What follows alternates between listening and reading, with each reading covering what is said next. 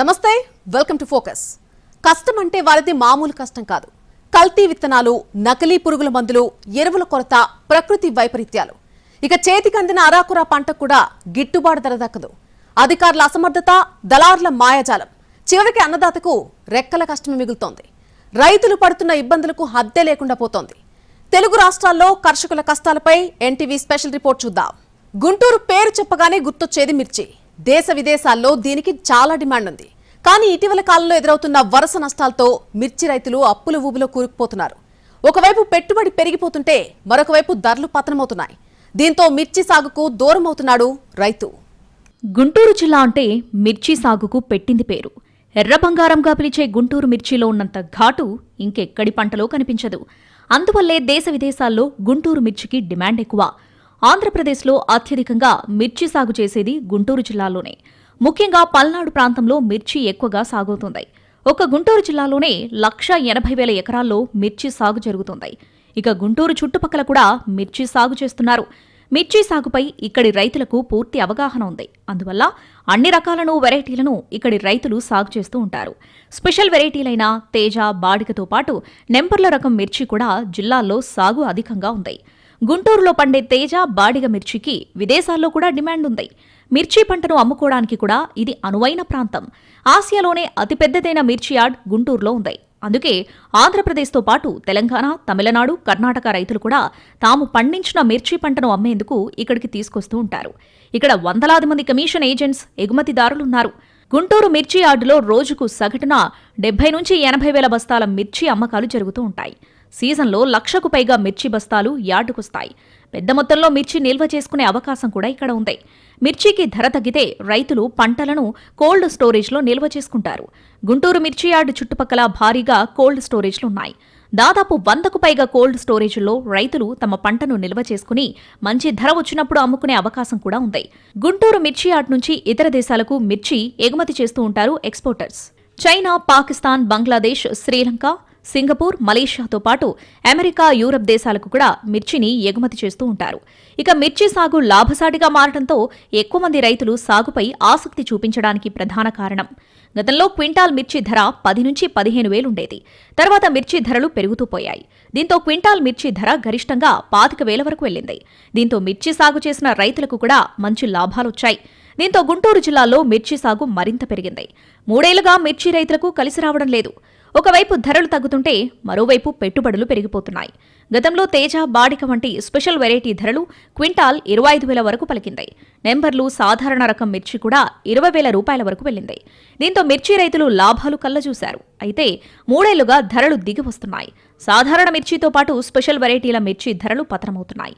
25,000 రూపాయల ధర పలికిన తేజ, బాడిక రకం మిర్చికి ఇప్పుడు 15,000 రూపాయలకు మించి రావడం లేదు.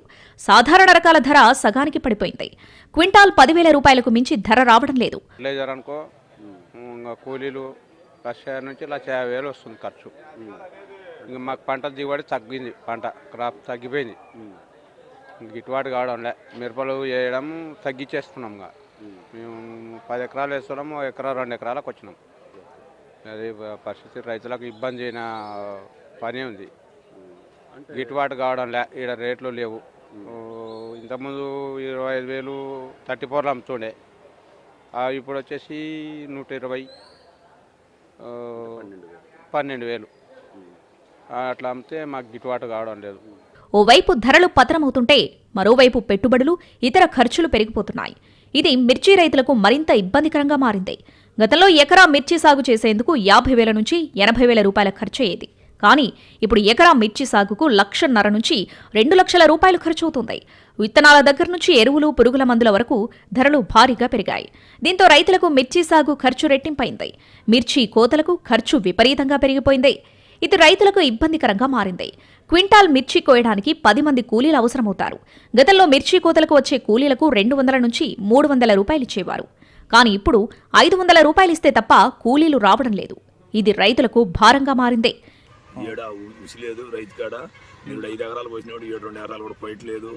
ఫోన్లు చేస్తే చూద్దాంలే చేద్దాంలే పండించిన కాయలే ఉన్నాయని అంటున్నారు.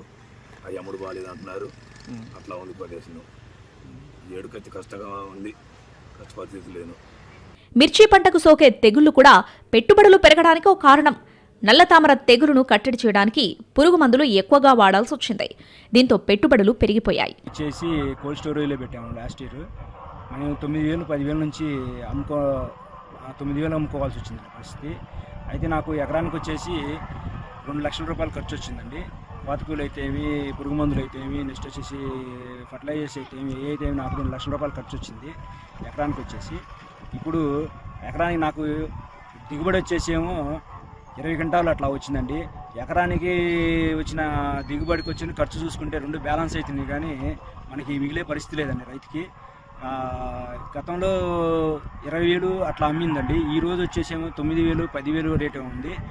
గత ఏడాది మిర్చి ధరలు కనిష్టానికి పడిపోయాయి. దీంతో పెట్టుబడిలో సగం కూడా రాలేదని రైతులు ఆవేదన వ్యక్తం చేస్తున్నారు. దిగుబడులు కూడా తగ్గడంతో సాగుకు ఆసక్తి చూపడం లేదు. ఈ ఏడాది 60,000 ఎకరాల్లోనే మిర్చి సాగు చేపట్టారు. గత ఏడాది 10 ఎకరాల మిర్చి సాగు చేసిన రైతు ఈ ఏడాది 3 ఎకరాలకే పరిమితమయ్యాడు. మిరపతోట వేసేదానికి వేయాలి అంటే రైతు జంకుతున్నాడు. ఎందుకు జంకుతున్నాడా అంటే, పోయిన సంవత్సరం మేము మిరపతోట వేసే టయానికి 20 నుంచి 25,000, 22,000, 23,000 ఉండేది. అదే మేము పండించి మార్కెట్లో తీసుకెళ్తే 10,000కి ఇస్తావా, 9,000కి ఇస్తావా, 12,000కి ఇస్తావా అని అడుగుతూ ఉన్నారు.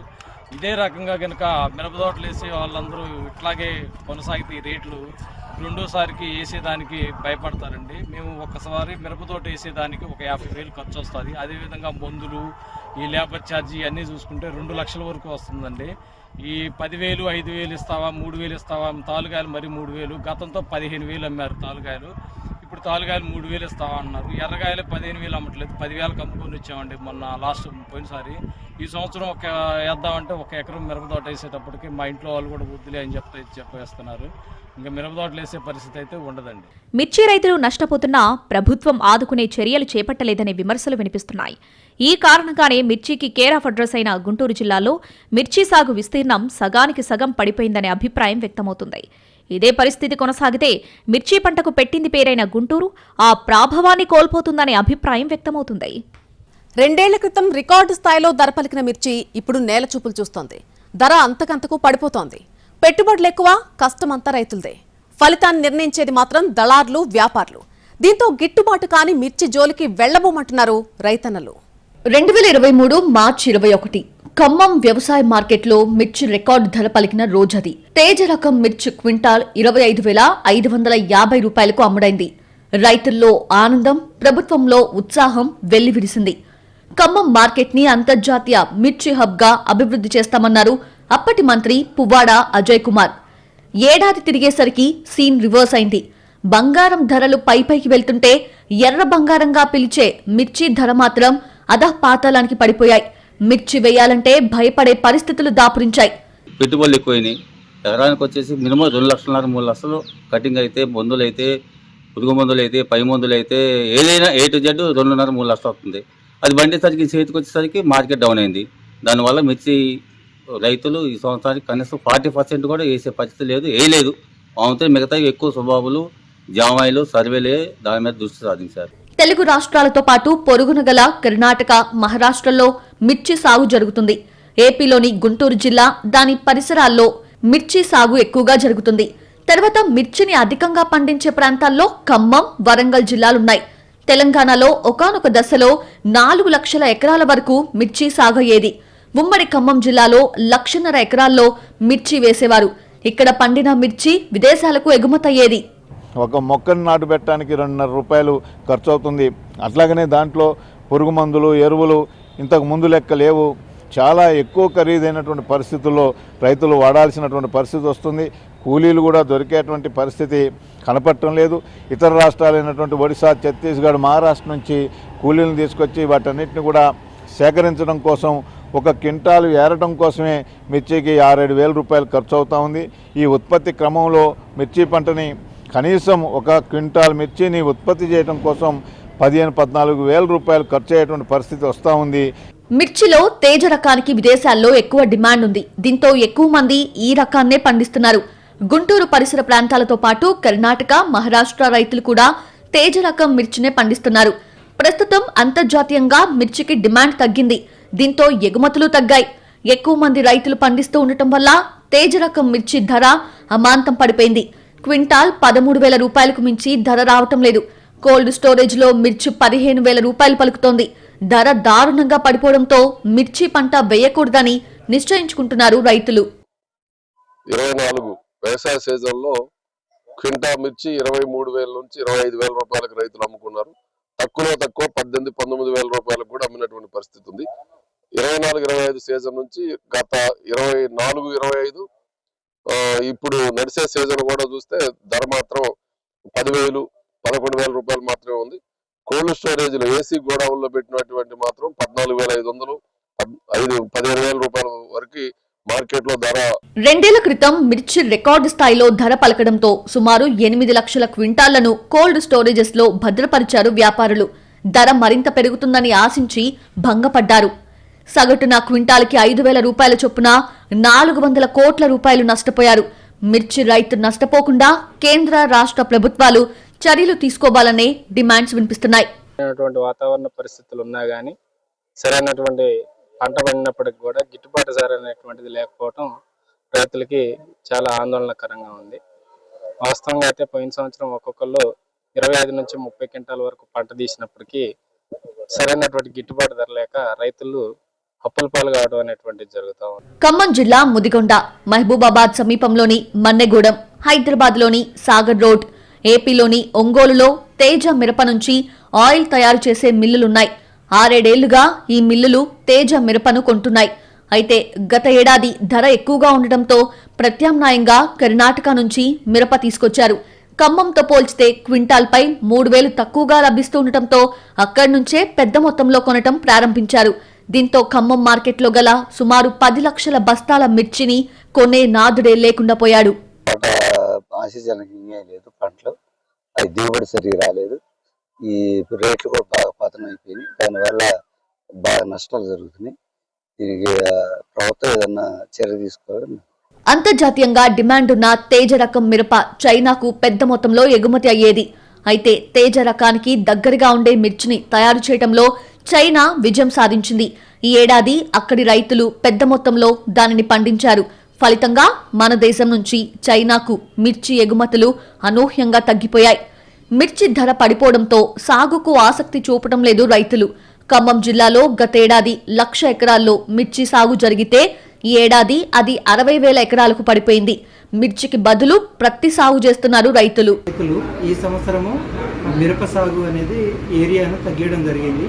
ఎందుకనంటే మిరపలో గత సంవత్సరము ఈ త్రిప్స్ కానీ మైట్స్ కానీ రకరకాల రసం పీల్చే పురుగుల తాకిడి ఎక్కువైపోయి దానికి అనుగుణంగా మార్కెట్లలో డిమాండ్ లేకపోవడం వలన ఈ సంవత్సరం పత్తి మొక్కజొన్న విస్తీర్ణం సాగు పెరిగింది. మొత్తానికి దేశ విదేశాల్లోని పరిస్థితుల వల్ల మిర్చికి డిమాండ్ తగ్గిపోయింది. కష్టానికి తగ్గ ఫలితం దక్కకపోవడంతో సాగుకి దూరమవుతున్నారు రైతులు. నేలతల్లిని నమ్ముకున్న రైతుకు అడుగడుగునా అన్యాయమే జరుగుతోంది. విత్తనాల దగ్గర నుంచి ఎరువుల వరకు ప్రతిదీ కొరతే. అయితే అతివృష్టి, లేకపోతే అనావృష్టి, అన్నీ తట్టుకుని చేతికందిన పంటను అమ్ముదామంటే రకరకాల అడ్డంకులు, గిట్టుబాటు ధర దక్కక ఇబ్బందులు. మరి అన్నదాతను ఆదుకోవడానికి ప్రభుత్వం చేపడుతున్న చర్యలేంటి? వీళ్లు యాచకులు కాదు, అన్నదాతలు. ప్రకృతి నుంచి పాలకుల వరకు అందరికీ అలుసైపోయాడు రైతు. అన్నం పెట్టే చేతులు దేహి అంటున్నాయి. ఎరువుల కోసం పడిగాపులు కాస్తున్నాడు.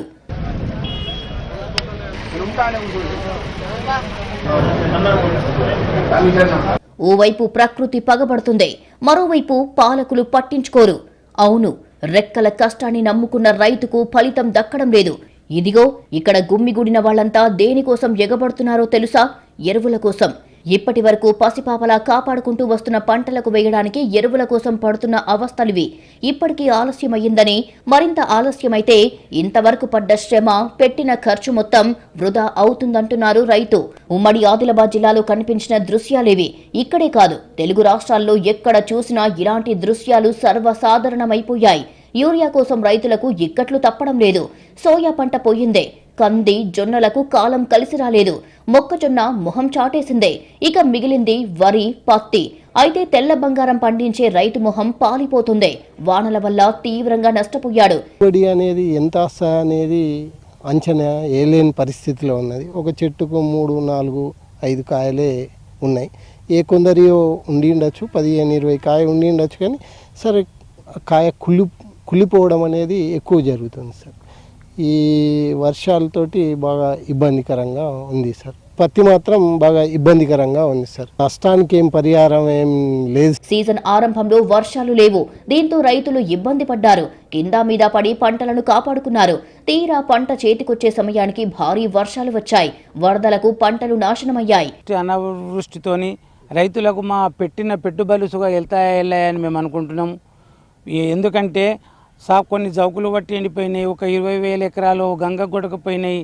కొన్ని జౌకులు బట్టి సాపు మాడిపోతున్నాయి. ఉమ్మడి ఆదిలాబాద్ జిల్లాలో సుమారు 20 లక్షల ఎకరాల సాగు భూమి ఉంది. ఇక్కడ పత్తి పంట ప్రధానమైందే. 12 లక్షల ఎకరాల పత్తి సాగు చేస్తున్నారు రైతులు. 4 లక్షల ఎకరాల్లో వరి, మరో 4 లక్షల ఎకరాల్లో సోయా, జొన్న, మొక్కజొన్న, కంది తదితర పంటలు సాగవుతున్నాయి. నిర్మల్, మంచిర్యాల జిల్లాలో వరి ఎక్కువగా పండిస్తున్నారు. ఆదిలాబాద్ జిల్లాలో పత్తి, సోయాబీన్, జొన్న, మొక్కజొన్నతో పాటు కంది సాగు చేస్తున్నారు. నిర్మల్, మంచిర్యాల జిల్లాలో వరికి సింహభాగం దక్కుతుంది. కొమరం భీం జిల్లాలో పత్తి, వరితో పాటు ఇతర పంటలు వేస్తున్నారు రైతులు. ఈ ఏడాది సీజన్ ఆరంభంలో వరుణుడు ముఖం చాటేశాడు. వర్షాలు లేక సాగు ఆలస్యమైంది. దీంతో పైరు ఎదుగుదల లోపించింది. ఇంతలో భారీ వర్షాలు కురిశాయి. పంటలకు ఊపిరి పోసినట్టయింది. కాస్త విరామం ఇచ్చిన వానలు తర్వాత మళ్లీ దంచికొట్టాయి. దాదాపు 40 రోజులు ఎండ అనేది లేకుండా వర్షాలు పడ్డాయి. దీంతో నీటిలో మగ్గిపోయి పంటలు దెబ్బతిన్నాయి. కలుపు మొక్కలు పెరిగిపోయాయి. అన్నదాతకు కష్టాలు మిగిల్చాయి. ఆ చెట్లు మొత్తం పచ్చబడిపోతున్నాయి. ఆ పచ్చబడడం వల్ల మరో ఇప్పుడు యూరియా పోయాలి. యూరియా పోద్దామంటే మేము పోసే సమయంకు ఆ యూరియా దొరకలేదు. ఆడికి పోతే ఏమంటాడు, ఆడిదాకా లైన్లో పోయిందంటే ఇయ్యాలటికి అయిపోయిందంటే మర్రారే పొద్దున వచ్చి మర్రా లైన్లో లేవేసరికి రైతు దగ్గర ఎప్పుడు కూడా కొట్టే మందులు, పోసే మందులు ఇంటికాడ పెట్టుకొని ఇంటికి ఉంచుకుంటారు. అంటే గిట్లనే వర్షం పడ్డ తెల్లారి రైతు పోస్తాడు. అదే రకంగా ఇప్పుడు రైతు వర్షం పడ్డ తెల్లారి లైన్లో నిలబడడం వల్ల ఇండ్ల కూడా కొంత మాకు నష్టమే జరిగింది. ఆదిలాబాద్ జిల్లాలో 33% అధిక వర్షపాతం నమోదయ్యింది. కొమరం భీం జిల్లా, నిర్మల్ జిల్లాలో 21% అధిక వాన పడింది. మంచిర్యాల జిల్లాలో 5% అధిక వర్షపాతం నమోదయ్యింది. అతివృష్టి కారణంగా పంట చేలలో నీరు నిలిచిపోయి పైరు దెబ్బతింది. కాస్ట్ ఆఫ్ కల్టివేషన్ పెరిగింది. వ్యవసాయానికి పెట్టుబడి పెరిగింది కాబట్టి దానికి అనుగుణంగానే ఎప్పుడు వాతావరణం ఇట్లా ఉండదు కాబట్టి ఒక్కో సమయంలో ఇట్లా జరిగినప్పుడు రైతులకు ప్రత్యామ్నాయంగా ధర గట్టియాలి. అయితేనే వ్యవసాయం ముందట పోతుంది, కానీ లేకపోతే ఇక వర్షాల వల్ల పంటలు పోయాయి. మిగిలిన వాటినైనా కాపాడుకోవడానికి తంటాలు పడుతున్నారు రైతులు. పైరుకు పోషకాలు అందక ఎదుగుదల లోపించింది. పూత కాస్త రాలిపోతుంటే తల్లడిల్లిపోతున్నాడు అన్నదాత. ఇవి చాలవు అన్నట్టు చీడపీడల బెడద ఎక్కువయింది. ఈ వరదల వల్ల నష్టపోయినటువంటి రైతాంగానికి యుద్ధ ప్రాతిపాదికంగా ఇదొక సంక్షోభ కాలంగా ప్రకటించి వాళ్ళని రైతులను ఆదుకోవాలి. వరదల వల్ల కోతకు వస్తేనో లేకపోతే పలానా పంట దెబ్బతింటాను అని చెప్పి కొన్ని ఎకరాలు చెప్పారు తప్ప అది కాదు సమూలంగా పంటలన్నీ దెబ్బతిన్న ప్రస్తుత పరిస్థితుల్లో రైతుని ఆదుకోవడానికి ప్రభుత్వం ముందుకు రావాలి అనే డిమాండ్ వినిపిస్తుంది. ఈ కష్టకాలాన్ని విపత్తుగా ప్రకటించాలి అంటున్నారు అన్నదాతలు. ఆ రకంగా దసరాకు అనేటువంటి మార్కెట్ స్టార్ట్ అయినప్పుడు పంటలు పత్తి అమ్ముకోవడానికి వచ్చేవాళ్ళు ఈ టైంలో. కానీ ఇప్పటికి కూడా ఒక్క చెట్టుకు ఒక కాయ అనేటువంటి లేదు. ఉన్నదంతా మురిగిపోయింది, ఇదైపోయింది. తీవ్రమైన ఆందోళన రైతాంగం అనేటువంటి వాళ్ళని ఆదుకోవాలి. అవును, దేశానికి అన్నం పెట్టడానికి ఎన్ని కష్టాలు పడుతున్నాడు రైతు. ఎన్ని ఇబ్బందులు ఎదురైనా నేల తల్లిని నమ్ముకొని నెట్టుకొస్తున్నాడు. మొత్తానికి ప్రకృతి ప్రకోపం, నాయకుల నిర్లక్ష్యం కలిసి అన్నదాతకు శాపంగా మారాయి. రాను రాను వ్యవసాయానికి రైతు దూరమయ్యే పరిస్థితులు దాపురిస్తున్నాయి.